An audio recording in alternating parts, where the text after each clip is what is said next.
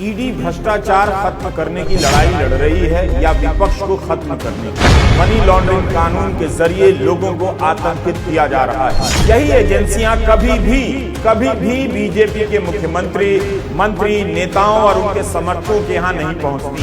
मनीष सिसोदिया जांच में सहयोग कर रहे हैं, कहीं भागने वाले नहीं, तब भी उन्हें जमानत नहीं मिली। ईडी भ्रष्टाचार खत्म करने की लड़ाई लड़ रही है या विपक्ष को खत्म करने की?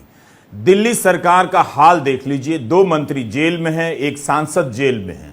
जिस दिन मनीष सिसोदिया की जमानत रद्द होती है उसी दिन मुख्यमंत्री केजरीवाल को हाजिर होने का समन भेजा जाता है और अगले दिन दिल्ली सरकार के एक और मंत्री के यहां ईडी पहुंच जाती है। पत्रकार निधि राजदान से वरिष्ठ वकील कपिल सिब्बल ने कहा है कि भारत में कभी भी कोई भी गिरफ्तार किया जा सकता है और अब उसे कोर्ट से जमानत नहीं मिलेगी। मनी लॉन्ड्रिंग कानून के जरिए लोगों को आतंकित किया जा रहा है। सिब्बल का यह बयान मनीष सिसोदिया से लेकर तमाम मामलों में लागू होता है जिनका संबंध ईडी के मनी लॉन्ड्रिंग केस से जुड़ा है। हम किसी भी केस के मेरिट पर कुछ नहीं कह रहे हैं, मगर अब यह ट्रेंड सा हो गया है। जहां भी चुनाव होता है, विपक्ष की सरकारें होती हैं या उनके जीतने की संभावनाएं होती हैं, जांच एजेंसियां पहुंच जाती हैं। यही एजेंसियां कभी भी बीजेपी के मुख्यमंत्री, मंत्री, नेताओं और उनके समर्थकों के यहां नहीं पहुंचती हैं। तभी संदेह होता है कि यह भ्रष्टाचार दूर करने की नहीं, भ्रष्टाचार दूर करने के नाम पर विपक्ष को जड़ से मिटा देने की लड़ाई है। आप नहीं जानते हैं कि इन छापों से बीजेपी को किस तरह का लाभ मिल रहा है। 30 अक्टूबर को मनीष सिसोदिया की जमानत रद्द हो गई। जमानत की सुनवाई के दौरान सुप्रीम कोर्ट ने ईडी से जो सवाल पूछे उससे यही लगा कि ईडी के पास ठोस सबूत नहीं है, ना आधार। कोर्ट ने कहा कि सिसोदिया के खिलाफ सरकारी गवाह के बयान के अलावा कोई सबूत है भी या नहीं। सुनवाई के दौरान जो सवाल उठे उससे लग रहा था कि सिसोदिया के खिलाफ कोई ठोस आधार नहीं है और जब फैसला आया तो उम्मीद से ठीक उल्टा। यही कारण है कि इस फैसले को रहस्य की तरह देखा जा रहा है। सुनवाई के दौरान सुप्रीम कोर्ट ने यह भी कहा कि आप किसी को अनंत काल तक के लिए जेल में नहीं रख सकते। सुप्रीम कोर्ट को अनंत काल की परिभाषा तय कर देनी चाहिए।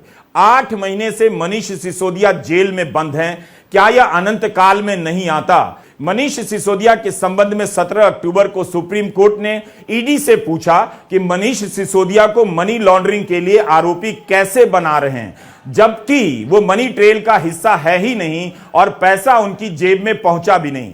फिर 30 अक्टूबर को फैसला आता है, लिखा जाता है कि कानूनी प्रश्नों का सीमित तरीके से जवाब दिया गया है। विश्लेषण में कुछ पहलू नजर आते हैं जिन्हें हम संदिग्ध कहते हैं, लेकिन 338 करोड़ के हस्तांतरण से जुड़ा एक मामला अस्थायी तौर पर स्थापित लगता है, इसलिए हम जमानत की याचिका रद्द करते हैं।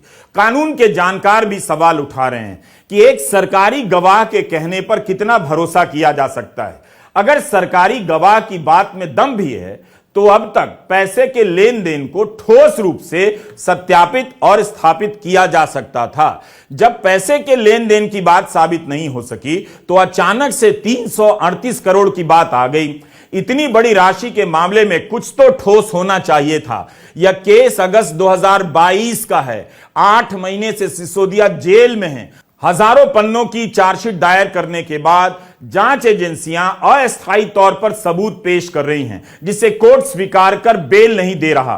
कानूनविदों का मानना है कि जमानत का यह फैसला उस सिद्धांत को पलटता है कि अपवाद के तौर पर ही जमानत रद्द होनी चाहिए। मनीष सिसोदिया जांच में सहयोग कर रहे हैं, कहीं भागने वाले नहीं, तब भी उन्हें जमानत नहीं मिली। सुप्रीम कोर्ट ने कहा कि अभियोजन पक्ष ने भरोसा दिया है कि उचित कदमों को उठाते हुए मामले का ट्रायल अगले 6 से 8 महीने में पूरा कर लिया जाना चाहिए। हम मनीष सिसोदिया को छूट देते हैं कि अगर इसमें कुछ बदलाव होता है, ट्रायल की रफ्तार धीमी होती है, तो वे अगले 3 महीने में जमानत की नई याचिका दायर कर सकते हैं। इस फैसले को पढ़ा जाना चाहिए और पढ़ाया भी जाना चाहिए।